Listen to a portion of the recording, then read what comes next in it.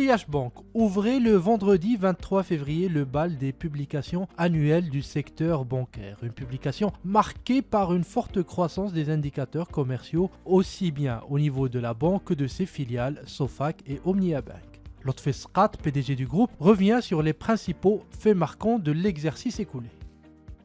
On note une très bonne activité commerciale puisque notre bilan il évolue de 7%. On a atteint les 125 milliards de dirhams. L'année dernière, on avait dépassé les 100 milliards, cette année 125. Au niveau des dépôts consolidés, on évolue de 7 et quelques pourcents à 74 milliards de dirhams. Pour ce qui est des emplois, je rappelle que les emplois sont portés par CIH Bank, par Sofac, par Omnia. Donc on a trois activités importantes.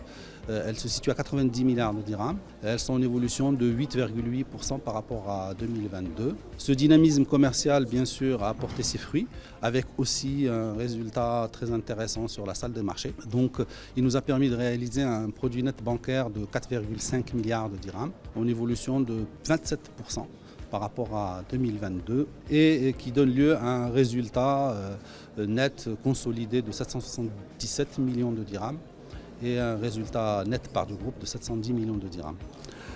Donc une année, comme vous le constatez, qui a des indicateurs très positifs. Peut-être noter aussi que le coût du risque a connu une évolution importante, mais c'est une évolution, je dirais, naturelle. Parfois, on a certains pics au niveau du coût du risque et surtout que nous avons commencé depuis maintenant un peu moins d'une dizaine d'années à diversifier nos emplois. Je rappelle que CIH était essentiellement présent au niveau de l'immobilier. Aujourd'hui, nous sommes à 50% sur l'immobilier, j'ai envie de dire, à 50% sur l'entreprise.